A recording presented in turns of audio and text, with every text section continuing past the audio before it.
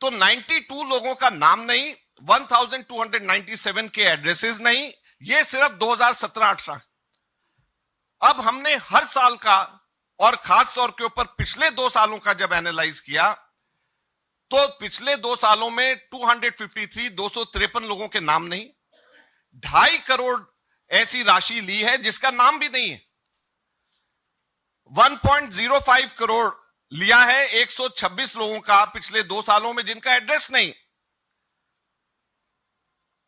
और income tax department BJP की इस कमी और हमारे इलेक्शन कमीशन इन सब चीजों के ऊपर आंख बंद करके बैठी हुई है, कांग्रेस सिर्फ सामने नजर आती। इनकी जितनी भी वायलेशंस हैं, हम लोगों ने सारी की सारी वायलेशंस को उसी पैरामीटर से एनालाइज किया जिससे इन्होंने हमारे को गलत तरीके से एनालाइज किया।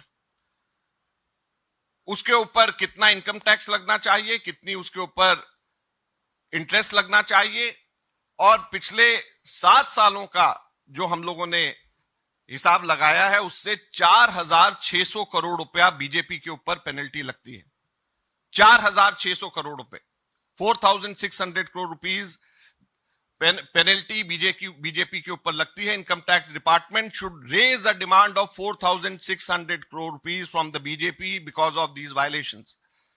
और हम इनकम टैक्स डिपार्टमेंट से डिमांड करते हैं कि उनको कांग्रेस की ये कमी नजर आती है, लेकिन ये 4,600 करोड़ की जो पेनल्टी बीजेपी से लेनी चाहिए, why is it not looking at these violations done by the BJP, जो क्लियर कट वायलेशंस है। कांग्रेस पार्टी को लगता है कि वो संविधान और देश के कानून के ऊपर है, और उनको लगता है कि मैं टैक्स की चोरी करूं, फिर झूठ बोलूं और विक्टिम बनूं। इस प्रकार की प्रक्रिया अपनाकर जो आम आदमी को तो टैक्स भरना पड़ता है, पर कांग्रेस पार्टी अपने आप को स्पेशल वीवीआईपी कैटेगरी में रखती है। तो टैक्स की चोरी करने के बाद जब पकड़ी गई चोरी, तब उनको टैक्स नहीं भरना है। सवाल ये पैदा होता है कि जब 2021 में नोटिस आई थी, तब उस समय पर आपने उसको चैलेंज करने में देर की।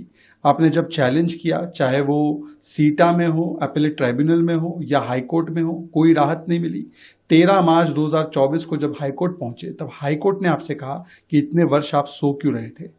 आपसे पूछा गया कि 20% जो डिपॉजिट करना था अपीलेट ट्राइब्यूनल में अपील करते वक्त, आपने आज तक उसको डिपॉजिट नहीं किया।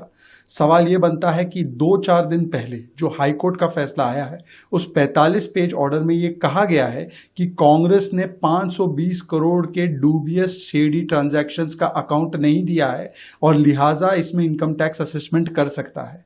यहां तक कि ये भी पाया गया है कि करोड़ों रुपए कमलनाथ जी और अन्य लोगों के द्वारा एआईसीसी और 24 अकबर रोड में पाए गए, जिसका कोई हवाला और अकाउंट नहीं दिया गया।